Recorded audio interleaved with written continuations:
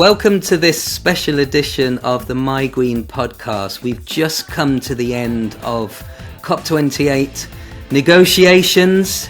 As we all know, there was a unique and I think quite interesting differences that happened this year. So the COP28 climate talks in Dubai ended in a historic deal that committed the world to a transition away from all fossil fuels for the very first time. The president of this year's UN-sponsored summit, the UAE Sultan Al Jaber, brokered an agreement that was strong enough for the US and European Union on the need to dramatically curb fossil fuel use while keeping Saudi Arabia and other oil producers on board. And the final agreement calls for countries to quickly shift energy systems away from fossil fuels in a just and orderly fashion, qualifications that helped convince the skeptics. Now, under the deal, countries are also called to contribute to a global transition effort rather than being outright compelled to make that shift on their own. So that's monumental. It is the beginning and the start of moving away from our addiction to fossil fuels. And, you know, everybody now has to get on board. So this conversation really is about, you know, what can we do as individuals? What can we do as business leaders? What can we do as employees working for companies, etc. So I'd like to introduce you to my esteemed guests. We'll start by being a gentleman and ladies first. So we've got Shipra Gupta. Would you just tell us what role you play, who you work for, and your area of expertise, please? Sure. Thank you, Jarvis. So I am Shipra Gupta. I am the investment stewardship lead with Scottish Widows. And Scottish Widows is one of UK's largest pensions and savings provider. We have roughly under £200 billion of assets under management, so that's fairly large. My role is within the investment strategy and execution team.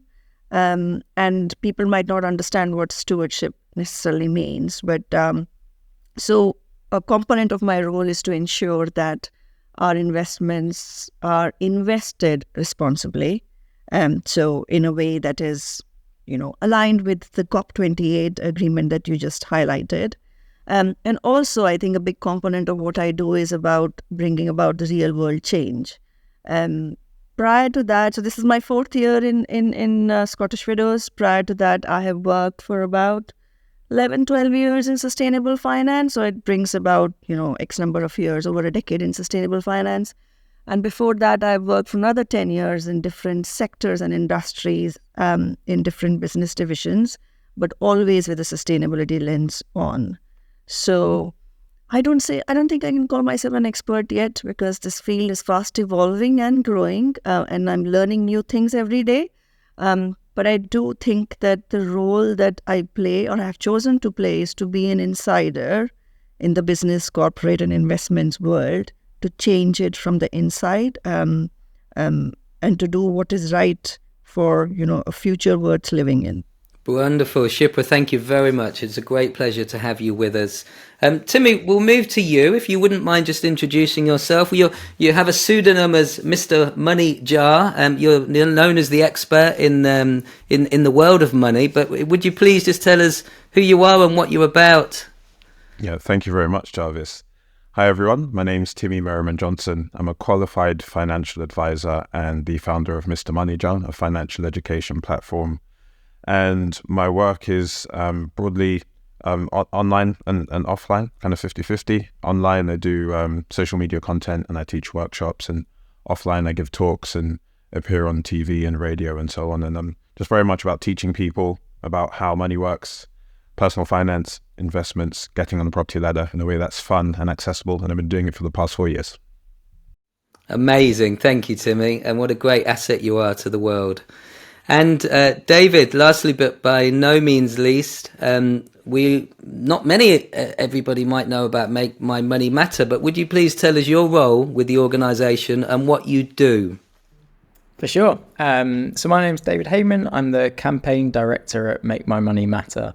And Make My Money Matter is a public awareness raising campaign, which is all about helping people understand the links between their money, particularly their pensions, and climate change, and using that growing awareness and momentum to change how the pensions industry invests at scale. And my role covers all of our public-facing communications, storytelling, media, creative content, really all of the tactics out there to try and help raise awareness and engagement on our money. That's fantastic. Thank you very much. And it actually brings me very, very nicely to the context and the subject matter of this show. It's what can we each do individually to become a solution to what is perhaps the greatest issue of humanity's time, the climate crisis, biodiversity loss, toxicity and pollution that clearly is killing our planet. Now, my understanding is the one single and most powerful act we can take is switching to a green pension. Now, Make My Money Matter had a lot to say on this over the last few years. And in fact, one of the stats was you can have 21 times more of a positive impact if you switch to a green pension than becoming vegan, stopping flying, driving an electric car, etc., etc. David, is that pretty much a good overview? And would you tell us a bit more about the work that Make My Money Matter has been doing and what kind of impact you've seen and been having? Yeah, absolutely. I mean, we'd thoroughly agree. We feel that the decisions over where we put our money are some of, if not the most important that we can make as individuals in terms of tackling or having an impact on the climate crisis. And so kind of how the campaign came about, why we were set up, how we work, what we've achieved. So the campaign was set up to address two interlocking problems. The first, a need to mobilize much more money from the private sector towards climate change, towards investing in the industries which are going to help get us out of the crisis we're in, rather than those which are causing the crisis right now. The second challenge was what you kind of alluded to, Jarvis, is a growing awareness and engagement from individuals about things we can do to make a better impact on the planet, from the food we eat, to the clothes we wear, to how we travel, to the brands we associate with, the organizations we work for. A real growing awareness and engagement on everyday steps we can take. But a significant disconnect between how people thought about their money as a vehicle for impact and those other everyday actions. And so when people kind of start talking about what they're doing with the environment, and maybe recycling more, eating less meat, all of these things. But what we believed was that lots of this work was unintentionally being undone by the impacts of our investments, our pensions, or the banks we associate with.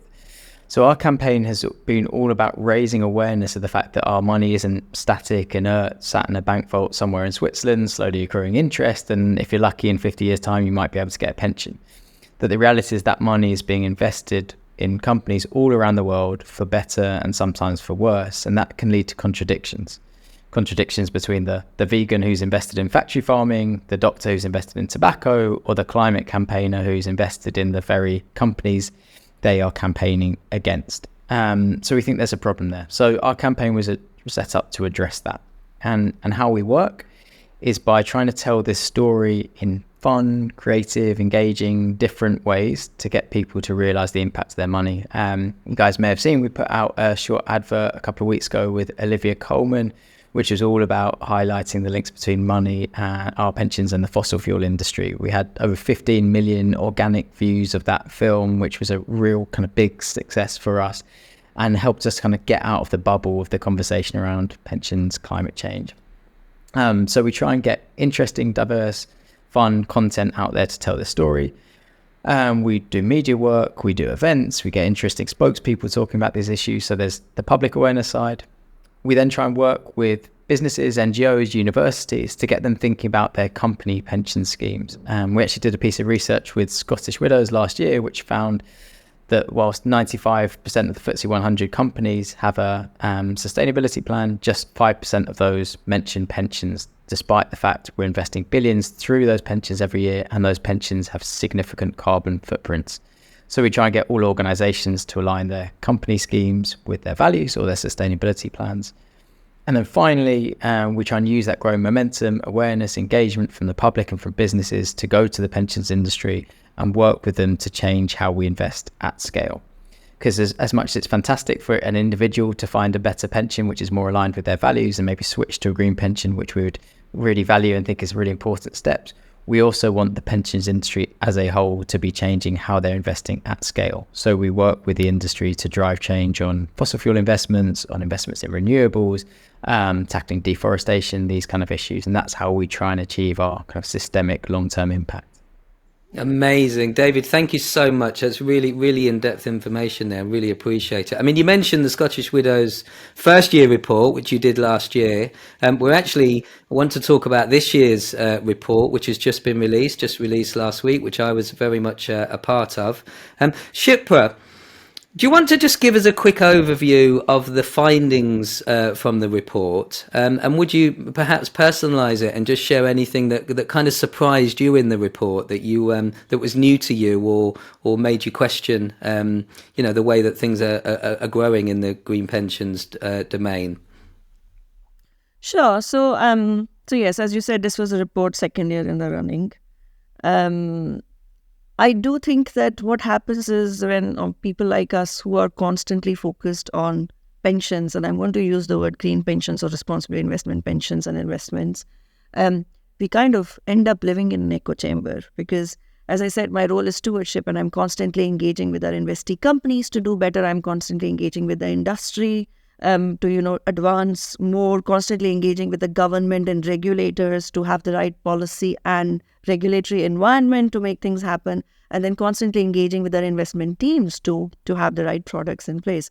And so somehow, whilst we are conscious and very acutely aware that people on an everyday basis or everyday people don't engage with the pensions, seeing that in black and white and seeing that, it is so lower down the pecking order of the choices that they can make can actually be a sort of a wake-up call. So I think what really surprised me was that, people have gone and looked at, obviously, recycling is something which is becoming increasingly mainstream. And thanks to, the public media and the comms around it. But it was also interesting to see that people had put, making dietary changes, which we very much need, above, pensions. And it again brought home the point that people don't generally engage with their pensions. They don't understand, to David's point, how their pensions are invested and the power they can have in terms of, bringing about change and change at scale.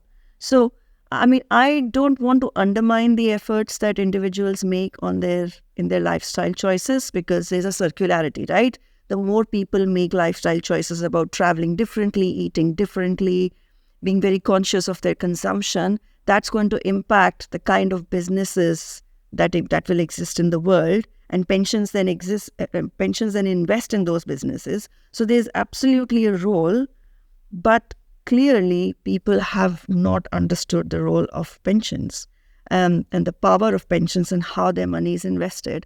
I also think there are certain other components. So that is the sort of, the perception gap. There's also the fact that it has brought home the point that 39% people feel that climate change is the biggest issue of our lifetime. But they haven't drawn the connection to, again, back to their pensions. And then there's another finding that there are people who have this willingness to use their pensions, but then there is this information gap, right? So they want to know more from their pension providers. They want to know more from their employers. They want to invest in, like 30%, nearly 29% want to invest in a green pension. But I think they haven't understood, and part of it is upon all of us in this room, is to help them make that change. So how do people move from their current pension schemes to more responsibly invested pensions? So these are some of the findings. There are some other nuances to it, which we will, uncover as we go along. But yeah, those were key ones that stood out for me. Thank you very much. Thank you. I think you're absolutely right in a sense that, nearly everybody, particularly everybody that's working, has a pension. They just it's just this thing that happens kind of in the background, but actually the investment into those funds is absolutely huge, and actually world drivers. They literally dictate economies and sectors. So thank you for that. I think it is becoming more popular, particularly the work that Make My Money Matter has been doing. I know that had a huge impact. Timmy, you're a financial advisor. I remember seeing very recently, which I thought was really clever, you're able to put the climate crisis into numbers, which I thought was an interesting way of doing things. When it comes to pensions and the work that you do and the advice that you give, and what could you offer in terms of knowledge around green pensions and people actually engaging with it, and how you inspire them to make that kind of change? Yeah, that's a great question, and it's been really great to hear David and Shipra's contributions to the conversation so far. One of the best films I've seen in recent months was Don't Look Up with Leo Yes. DiCaprio and Jennifer Lawrence.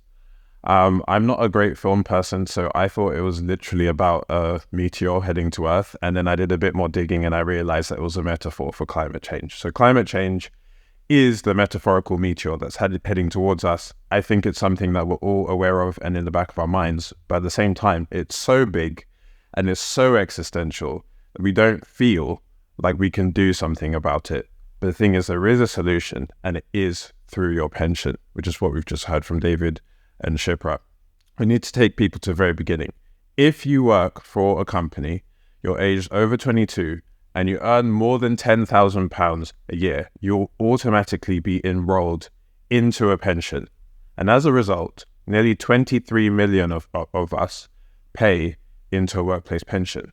But we know from the Scottish Widows Green Report, that only 10% of us have a green pension. Now, if we were able to close that gap, that 90% gap, then we could save almost 400 million tons of carbon, which is huge. Which is huge. I got that number right, Shipra, right? Yeah, it's 368. You rounded it off really well. And can I Yeah, I just rounded say, it up, yeah. to translate, if you want to translate that to, to make it easier to people to make it easier for people to understand, it equates to 11 return flights between London and New York. Sorry. Yeah. So it's like you could save the equivalent. So without changing any other aspect of your lifestyle, you could save the equivalent of flying to New York and back 11 times in the space of a year, which is huge. This is a tiny change that you can make, which will have a phenomenal impact on the environment, because so many of us are paying into our pensions every month. But the reason why I think that a lot of people don't switch is because pensions happen very much in the background, which has already been said. So you join the company, you're auto-enrolled in, and as we know, 90% of us aren't paying into a green pension, so we're probably paying into a default one. When you pay into a default pension plan, that means that your money could potentially be going into companies which contribute to climate change, investing in fossil fuels industries and stuff. When your money goes into a green pension, then that is a fund which is either trying to reduce the amount of companies that invest in that contribute to climate change, or are seeking to transition away, and so on. I think that there are a few hurdles to people switching to green pensions as a result of auto-enrollment and the number of jobs that people work in. The first thing is that lots of us don't actually know where our pensions are. There's like £27 billion worth of lost pension money. So the first thing you want to do is find out where your pensions are and consolidate them if you can. Once you've found out where they are and you've decided whether to consolidate them or not, then you can choose to make the switch. So I think it's like the solution's really easy, but there are a few barriers that are in the way, which if they can be overcome, will enable people to make the switch. I hope that makes sense. No, it does. It makes absolute sense, and we're actually getting down into the detail now, because I think we've had a really broad overview.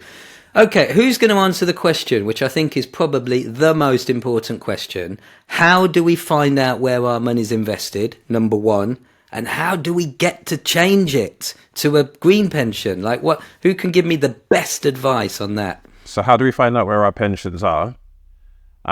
You can call the pension tracing service. So if you just do an internet search for pension tracing service, that is a government tool that you can use to find out where your pensions are. You give them the name of the company that you worked at, and it'll show the pension fund that's associated with that company. That's brilliant. I didn't know that was even a thing. Me either, quite Yeah. honestly. Two, there are many pension platforms that, in an effort to get our pension savings will have a pension linking service attached to them. So you sign up to them, you again put in the names of previous companies you've worked at, and they will consolidate your pensions into one pot, and then you can manage your pension with them. And then switching your pension to a green pension really is as simple as, if you use an app or a website and you're familiar with the login details, you can switch it manually. That's what I've done with my pension. Or if you're not sure, you can call up your pension provider and you can ask them for assistance. Or you can speak to the HR department in your company. But it all starts with familiarizing yourself with your pension or pension pots, if you have them, where they are, and then you can get in touch with the providers and then make the changes. It kind of has to be done in that order. Yeah, you make it sound so easy. So actually, anyway, Shipra, would you please just give your bit of insight into how it's done? Yeah, I mean, I think Timmy's covered most of it. I mean, I would say your first port of call is if you are an employee and you're enrolled in auto enrollment or through your employer, the first port of call would be to contact your HR team and your pensions team to figure out where your pensions is invested. And that is one of the stats that has come out from the report as well, that employees are looking for more information from their pension providers and also from their HR departments, and from their employers. And I think, again, in terms of switching or moving to more responsibly invested pensions, it's a question of, again, understanding what are the options available to you, made available to you by your employer. So first is a bit about education. So if it is invested in a default product, what does that default product do in terms of environmental, social, or governance considerations known as ESG considerations? So understanding that and understanding where you land with that, and also what other self-select options are available. And I think employees can also engage with their employers to provide, if they don't like the current proposition they have, is to engage with their employers to provide them with a better solution. And then there are pension providers like us who work with the employers. So fundamentally, employers is the linchpin between a pension provider and the employees, right? And so they engage with pension providers, and pension providers engage with employers. And employers should take the feedback from their employees when they design the pension offerings that they give to their employees.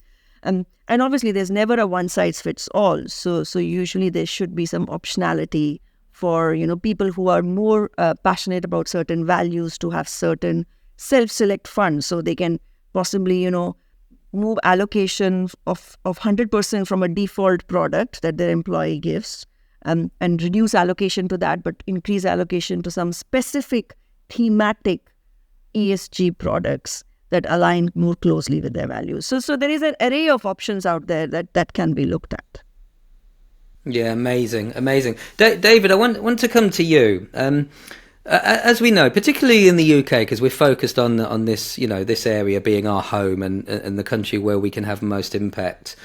I think it's about 80% of businesses fall under the SME category that actually drive a massive amount of commerce as part of the economy in our country. But it actually is probably one of the most least represented areas, although it's actually the biggest and the most impactful. Now, one of the stats that got me when I read through the report was that often smaller companies are not subscribed to, if that's the correct terminology, to green pensions or ESG pension funds. What is that correct? First of all, have I understood that correctly? And what can we do? I mean, this is going to go out to a lot of business owners that will be under that SME bracket, because that's our kind of audience. What can they do in order to, get the company into shape that actually supports their values? Because most businesses that we know want to be more sustainable and actually doing a lot to make that happen, yet they haven't been able to make this move. What advice would you give? Yeah, and I'll just add something onto the last question and kind of bridge it over a bit, because I think Shipra and Timmy have done a really good job outlining what an individual can do. I'm motivated by this podcast. I want to go and switch from my Scottish Widows default to a Scottish Widows Greener Fund, and that's great, and we should be encouraging that. But I think what the report also shows, and what Timmy was mentioning, it's about 10% of people right now who have done that. Between 5 and 10% is for what we've seen over the past couple of years. And getting that up is a challenge. Lots of the reasons we've talked about: awareness, engagement, action, accessibility. So, best case scenario, we're getting that up to 15%, 20%. It's great, but that's still a huge shift. It's going to take a long time. And I think what I'd also encourage people to think about is what they can do to encourage the industry to shift as a whole. Because I think relying just on a nice green fund, which is more ethically managed or more sustainably managed, is great. But that's not the kind of long-term solution to addressing where all £3 trillion of the UK pensions industry is being invested and how that's being managed. So I think there's an action you can take as an individual, which is like, let me look at my money, let me move it if I want to, find a good fund which represents me. But then there's a kind of advocacy, a leadership action which you can take, which is calling on the Scottish Widows of the world or the other leading pension providers to say, what can we do at scale? How can we integrate sustainability and green pensions or green principles into the default fund, which is, let's be honest, where we know most people will remain for the foreseeable future and where the majority of money is going to be invested. So I think there's also a kind of advocacy, leadership action which individuals can take and also which businesses can take. Because whilst it's the same kind of principle for a business, it's great for SMEs and for others to look at finding a pension scheme which really aligns with their organisational values, their commitments, their sustainability plans. As I mentioned at the start, and you alluded to, Jarvis, there's a massive gap right now between the organisations who've got a sustainability plan, which is lots and lots and lots, and those who are thinking about pensions. And so let's get those businesses to find a pension scheme which represents them as an organisation and represents their staff.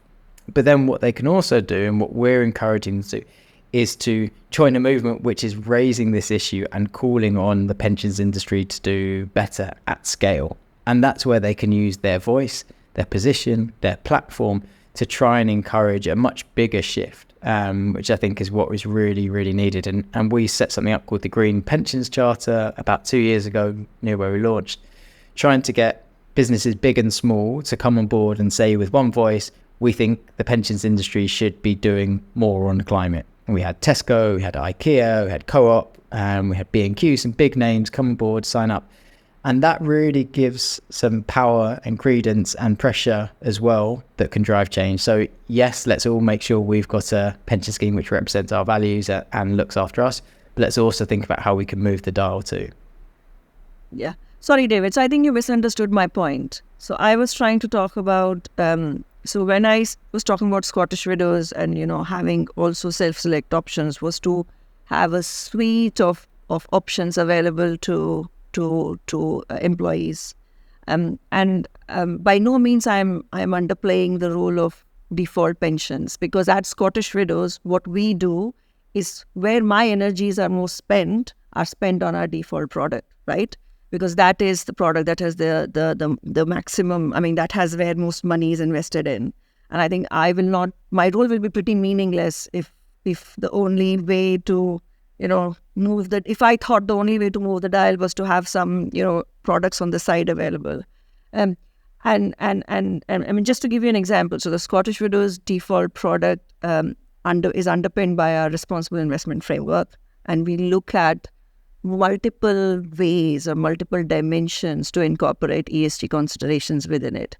So the largest focus that we have internally is to make our default proposition the powerhouse of change that it needs to, while ensuring that our members and beneficiaries get, the risk-adjusted returns that we need to ensure they get. So, to give you an example, we have our net zero ambitions. We have our net zero targets for 2050. We have an ambitions of halving our emissions by 2030. And these are incorporated into our PIA, which is our default strategy. We have an exclusionary screen, which is another instrument to actually look at, what are some of the kind of risks that we think, we need to exclude. And that includes things like tobacco, controversial weapons, but also a certain threshold on thermal coal as a fossil fuel. I think a big role that default pensions can play. And as I said, we can make our products as shiny as we want them to be by making them as ESG integrated and exclude everything that is out there which has a connotation of climate change to it. But there are consequences to it. And what happens is if organizations like us exclude everything, it's not like those companies cease to exist. They are then bought and run by private holding companies who then continue to use, burn fossil fuels. So I think one of the very important roles that organizations like Scottish Widows have is around helping companies to transition. So using our shareholder rights and responsibilities, engaging with companies, as I said, engaging with policy makers, using our shareholder voting rights to then get the companies to transition. And I think there is a crucial role to play in that orderly transition for it to happen. And we believe that as a large provider, as a large investor in companies, a large shareholder in companies, we have that role to play to support these companies. These companies are fundamental to the economic architecture of the world. And it's imperative that we play our part in making that transition happen. So I just wanted to make sure that my point on, having some self-select options is not misunderstood on the focus that we have on default. Now, the point is whether everyone's doing that and to what extent they are doing that is the point. And I think that's a very, very fair point, is that the onus is upon us to also engage the industry, and which we are trying to ensure that by default, all default options are ESG integrated, right? So the onus that the industry is also playing its role. And so there's a top-down approach where industry plays its role, works with employers. But I think pension providers and employers will also be helped by the demand side. So if employees, come with full, conviction and engage with their employers and engage with their pension providers to demand more, I think then is when you start seeing the sea change happen, right? Because everyone's aligned in the same direction and everyone's pushing in the same direction. So I think that is the thing, that's the balance that we need to have, where we do a top-down and a bottoms-up. We have been doing, looking at responsible investment for a while now.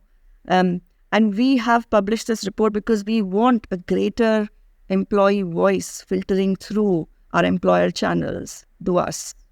I mean, I totally hear both sides, and it feels like, as usual, there's this policy implementation that needs to happen where perhaps there could be some tax benefits for individuals and organisations to go down the green pension side, but it's typically chicken and egg, isn't it? It's one of those things where the more companies that will do it, then the government will take notice and it'll be incentivised. Because it's a 90% gap at the moment, it's clearly not on the agenda. I know there has been some rumblings and been some challenges to government by the Lords in the House of Lords, and I know Make My Money Matter have been very much a part of that. But it's that classic situation. Timmy, sorry, you were going to interject there, but I just wanted to share that bit just so that the audience can get some kind of overview perspective.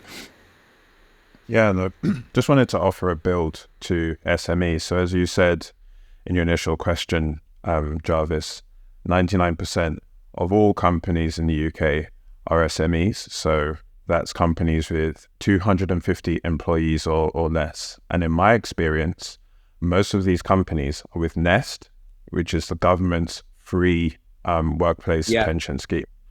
How many of these businesses know that Nest has an ethical pension plan? Have one. Yeah, the Nest. I did actually, because I looked into it. So thankfully I did know, because I made sure that we looked into it as an employer. And 5 gold stars for you, Jarvis. So not only does it have an ethical pension one, but Make My Money Matters 21 Times report is quoted on their ethical pension plan page. So it's like, if you're in this default workplace pension scheme, what are you doing as an employer to let your employees know that they have options? Could you workshop for them? Could you have an expert come in? I know I'm biased, but like an expert come in and teach them about the options that are available to them. So there are options, even within the default schemes that lots of SMEs are going to be a part of. Yeah, I just wanted to add, I think the Make My Money Matter campaign is phenomenal. I just think that it's really cut through. It's hugely impactful. I mean, we have been trying to, through our report, engage with employers, engage with employees, raise awareness. And I think, been working with Make My Money Matter across, I think we worked with them last year as well on another corporate pensions report. But I think the one that has landed right now, the Olivia Coleman one, is, visually, it is so impactful. That this whole, bottoms-up swell is something I'm hopeful that if and when we do this report next time, that the dial, the employee or the people understanding of how their pensions are invested in waste and where it is invested will actually be massively dialed up. And then hopefully that will fit into what Timmy is saying is that, people will go and then figure out where is my pension invested and then challenge their employers. And then we work with the employers to actually create, we can create a bespoke default for a particular company. We can show them what we do in our default. It just opens up, this whole conversation, making it richer and more meaningful.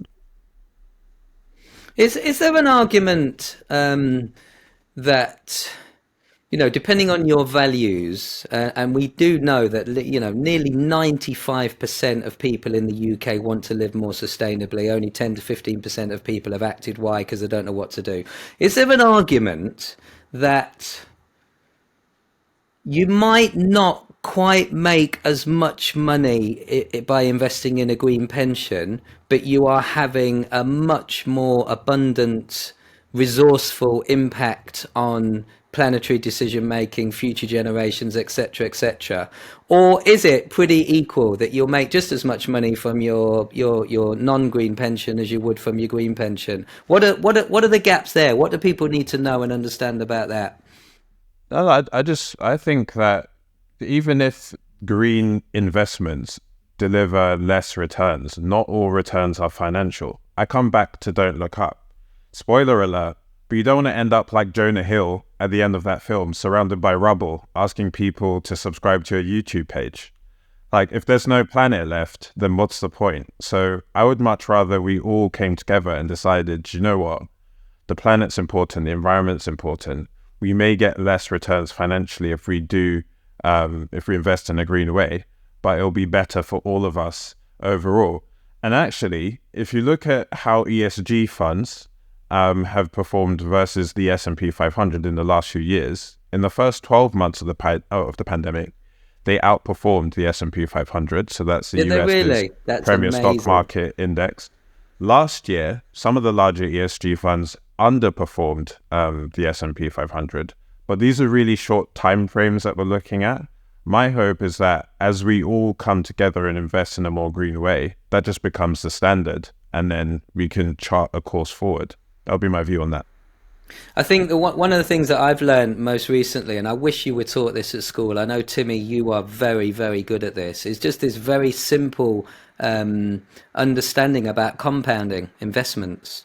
A little bit that is compounding, and at the end of your life, i.e., which is when you need your pension, it's matured to the point, but you just keep tucking it away, not looking at it, it compounds, and suddenly you've got 250, 500,000, a million, which is amazing. Why are we not taught this stuff when we're at school, when we're 5, when we're kind of shown that money makes the world go round? It's just absolutely crazy.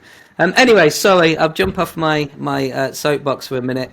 Yeah, I'd really, two things. One, I completely agree with Timmy, which is, what's the point in having an extra 2.5% in that 250 grand you're talking about if the world's 5 degrees hotter and we're all screwed? So let's get some perspective about what we're talking about and that potential return. But having said that, I actually don't.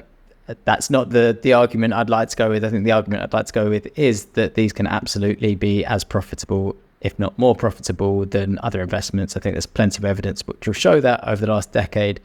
It's a really interesting study looking at pension funds in the US, some of the biggest pension funds. I know we're not talking about divestment specifically, but this research looked at, had these pension funds divested 10 years ago, what would their total revenues be now versus having not divested and stayed within the fossil fuel industry. And they found that these pension funds had lost 100 billion by not having divested. That's not a call for everyone to divest immediately right now, but it shows this idea that just staying within the fossil fuel industry and you'll just always make loads of money, and doing green stuff you won't make money, is really, really flawed. And I think we need to think differently beyond that, because as you said at the start of this, all the nations of the world have come together and said we're phasing out the fossil fuel industry. And so if those companies aren't transitioning, and I mean transitioning really and right now, are they going to be the companies you're going to be want to investing in 15 years time, where the world has just said we're making them redundant? Probably not. You're probably going to be wanting to invest in the companies who are going to take their place. And that's where I'd position this for people who are thinking about green investments. Yeah. And then being the pension provider in the room, I think I ought to answer this question. So, the point is made, right? Like, we need a world worth retiring into, right? We are all saving for our pensions. And imagine if we retire with a big pension pot, but have to spend all that money, flood-proofing our apartment, or we can't step out of the house. We need a hazmat suit because it's so hot, or because there's social strife and, and there are healthcare challenges and, all of that. Like, what's the point, right? Like, I mean, you're saving for what? Fundamentally, that's established, right? But also, you have to realize that pensions are a long-term investment, right? It's for the medium to long-term horizon. And I think it's important that and there's enough statistical evidence and enough meta-studies. I think the largest was a 10-year study that looked at academic papers that did research on ESG funds and ESG investments from 2015 onwards. So the last 8-10 years. And it concluded that ESG focused investing, or investing that looks at ESG considerations, really reduces downside risk, to the point that David just made. And you can, when you look at the short term horizons of what happened in the last 6 months or 1 year, there might be volatility in what is the return that you receive. But pensions are a long-term investment, and there is enough evidence that in the medium to long-term, investments with ESG considerations are going to perform better and give higher risk-adjusted returns to their members, beneficiaries, whatever you might want to call it. So I think there's no disagreement in the room at all. And I think we are reaching a point, thankfully, in the industry where it is becoming, really hard for people who are on the other side of the equation to actually challenge what we are telling them. So I think we are getting strong consensus. Of course, we live in a world where there are political, incentives that people have, and, people are evoking, nationalist, populist approaches. And so we know across the pond, there has been an ESG backlash, and it's flowing into some other countries. But those are used for all political motivations rather than for the right financial and existential reasons. Just wanted to make, No, that's brilliant. That's brilliant. And we are coming to the close of our time together. But I would like to ask each of you. Firstly, thank you. There's a plethora of really good, actually quite simple, and I don't mean that to be disrespectful, information there to make it very easy for anybody to go out and actually make this switch and this transition, like today, or certainly when you get back to work on Monday. So please go out and do that. I'd like to ask each of you, really the same question, and it's really to end on a moment of inspiration, or to end on a high. What can you offer as inspiration to everybody that's listening, that are still in two minds about doing it? What would you say to them, just to kind of help them make that decision and just tip them into the right side of making a decision? So, David, should we start with you, and then we'll go to Timmy, and then we'll end with you.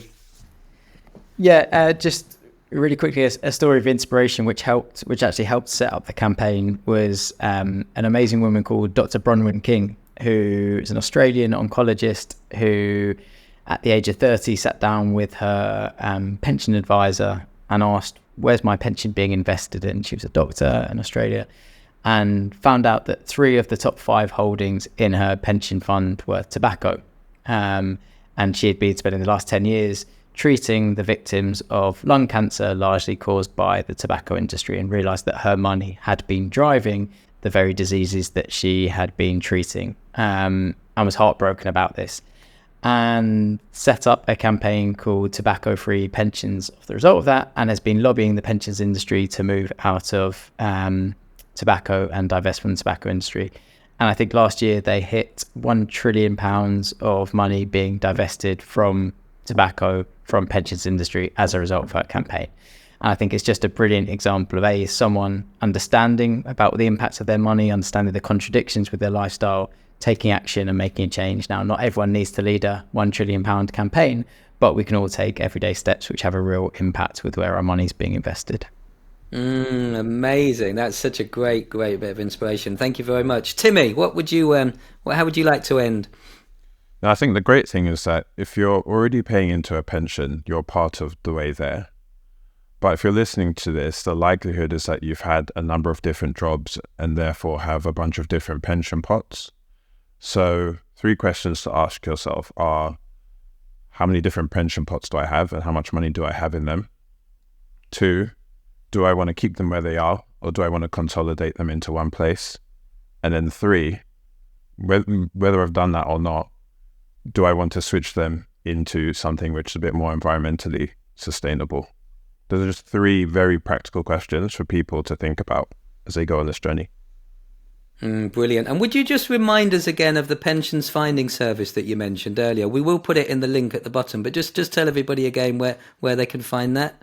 Absolutely. So the pension tracing service phone number is 0800 731 0193, or if you just search pension tracing service, it will come. Pensions tracing service. Brilliant. Yeah, I couldn't remember. It was the tracing bit I'd forgotten. Timmy, thank you. Absolutely brilliant. And Shipra, let's talk specifically about Scottish Widows, and why should people switch to Scottish Widows green pension?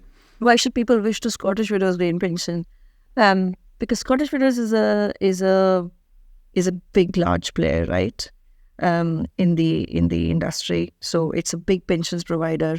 We are very focused and committed to responsibly invested pensions, and we are very committed to driving the industry to move to a 3 trillion campaign, David. So not move away from that 1 trillion campaign and make it a 3 trillion campaign where all pension products available in the country are, ESG integrated. And so why you should look at Scottish Widows as a pension fund is because we are ahead in the journey, whether it be through our default pension products or through other bespoke funds that we make available. We are very vocal in the industry. We are constantly engaging with policymakers.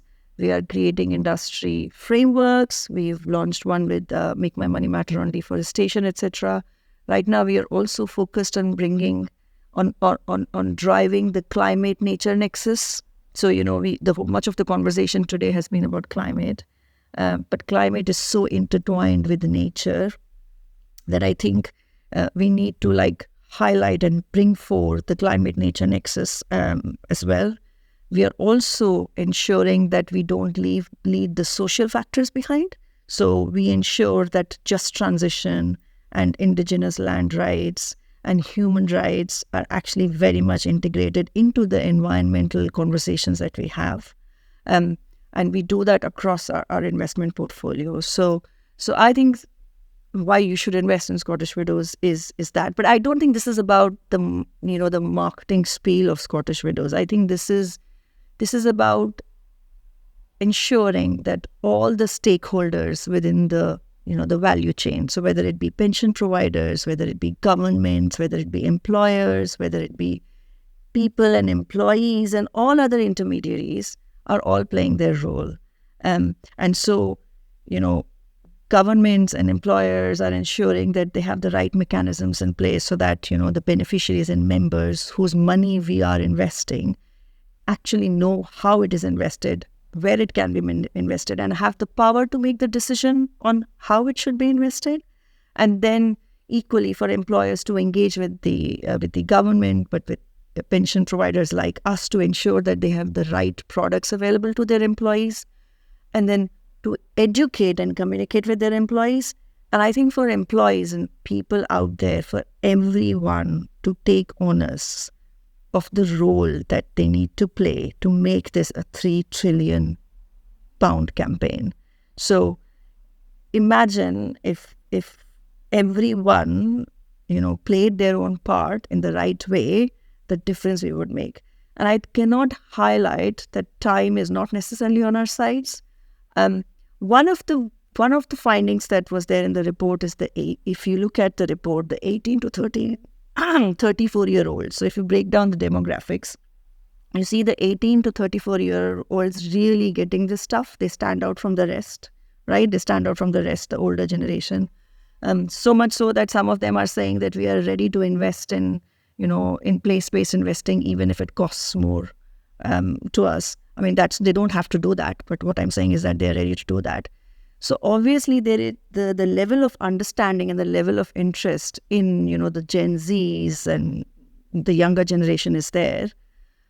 I do think, though, that for them to be able to actually change the world and fix the world, we need to give them a world that is fixable.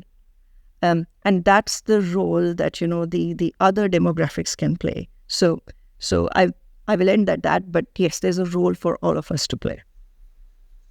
Yeah, thank you. And I think you're absolutely right. You very, very clearly laid out the simplicity of people becoming a really substantial solution to the climate crisis and temperatures rising than being part of the problem. Timmy, David and Shipra, thank you so much. This has been an education for me, and I like to consider myself as being fairly clued up on things.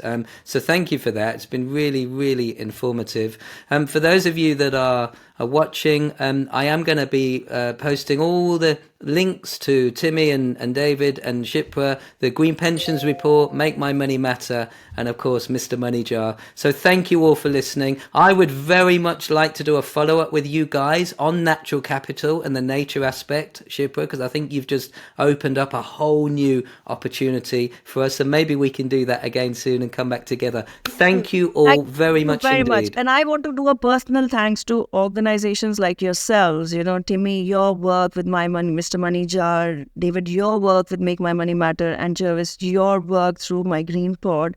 I think the civil society bodies and the role that you all play in, highlighting this. I mean, you have been doing this for years, and you are responsible for driving the business world to take where we are. So please continue with whatever you're doing.